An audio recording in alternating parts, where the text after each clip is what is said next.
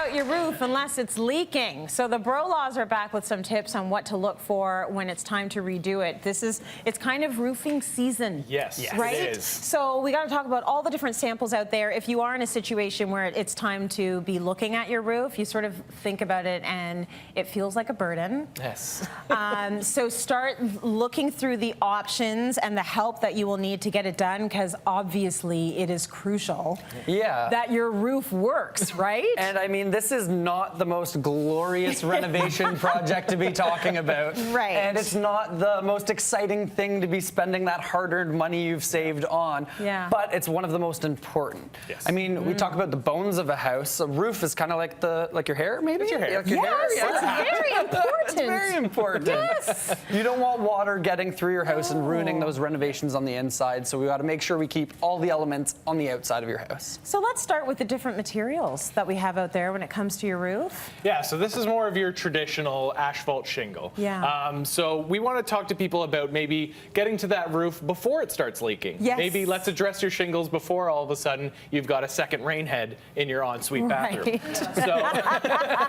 So this is a traditional asphalt shingle. Usually these are going to last around 15 years. A lot of them will say a limited 25-year warranty. Yes. Now, it's important to know what those limits are, because they may only cover if a dragon flies over your home and burns up your shingles, which is never going to happen. Yeah. So find out what the limited warranty actually means for the shingles that you're going to get put in place. You say sort of start thinking about it before you've got water on your head. Yes. But how do you know? What are your signs? Or do you just see that it's been 10 years, maybe we should get someone up there to check it out? Yeah, timing is a big thing. You usually know, and if you've bought a home, you'll likely know how old the roof is on that information when you're buying. Yeah. But a lot of the times you can also see the difference. So a nice new shingled roof, you can see the texture, you can see the grit. Yeah. Where if this is facing the sun or it's seeing a lot of heavy rainfall, those are going to start falling off. You're going to see the wear and tear in it, as well as some of them starting to curl. Yes. Sometimes the sun might get under there and it's starting to curl up. And what's going to happen is if you have snow load on there, when that freezes and the ice, it's going to start crawling up underneath those shingles. And that's where you're going to start getting some damage on the inside of your roof. And that's why when we have bad winters, it's tough on the roof. Yes. And you'll see the shingles flying into your backyard, right? Yeah. It's like, oh, maybe it's time to check that out. That's when you know it's definitely been too long. It's as soon as been they too start long. curling up, you've waited too long. That needed to be done a year ago. Yeah. But get on it now while you still can. Okay, so other than shingles, also, why don't you show them? There's actually colored shingles. Yes, so color is another big thing. Be careful what you do with the colored shingles, right? Do you want a green roof? Because you can have one. Exactly, and it's a look, right? It's a look. If you want a bold roof because you have bold trim, maybe that's an option. You have green trim around your windows, or you have blue trim around your windows. It could be a really nice accent to have your shingles in that as well. That's true.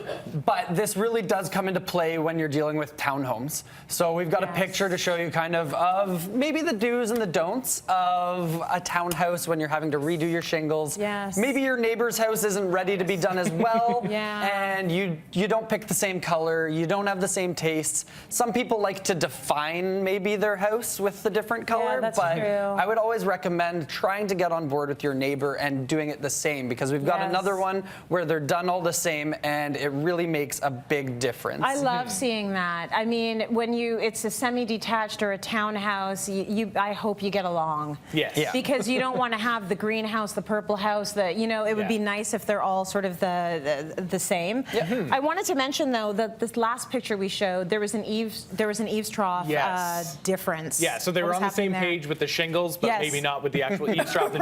Maybe somebody they had the money to replace it with the black Eaves Trough, and they didn't maybe. But so if you're going to get on the same page, maybe make sure you do all the little things the same as well. It would be great. And the little yes. things with those Eaves Troughs are matching the window trims and the different features of the house as well, because the Eaves Trough blending in with that and matching those different elements and the different trims of your house really ties it all together from that aesthetic look. Right. And then another thing is shingles and roof material has come a long way.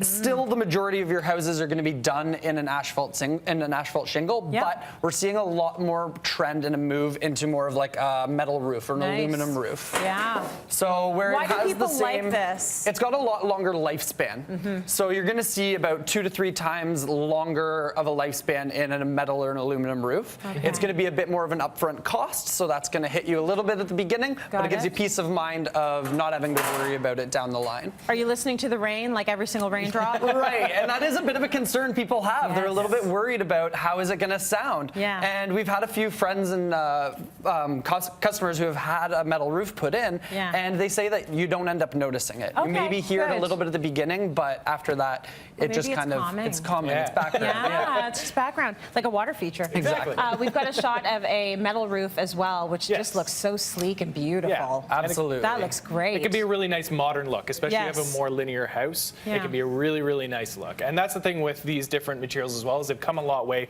to look more realistic. And they're not going to necessarily look like you have a metal roof. So you can still have, these ones here are a composite shingle to make it look like a slate. Yeah. Slate is kind of, that's the upper level. That's the tippity top of the roofing material. Totally. But you can end up spending a lot of money on actual slate. So having a composite shingle that has the slate look can be really nice as well. Just a tip that we were talking about at our production meeting is if someone is going up to your roof, should you ask them to take a picture of what's happening up there? Absolutely. Because you can't tell, and you don't necessarily know what's happening up there unless someone can show you photographic proof. Because they can come down and say, oh, it's a mess out there. That's going to be $10,000. Absolutely. Where's the picture? I want to Pictures see. and videos. I mean, just a quick walkthrough of your roof showing you what's gone on with it. And a lot of the times when they're assessing the roof at the beginning, they'll be trying to see how much damage there is and where the damage is.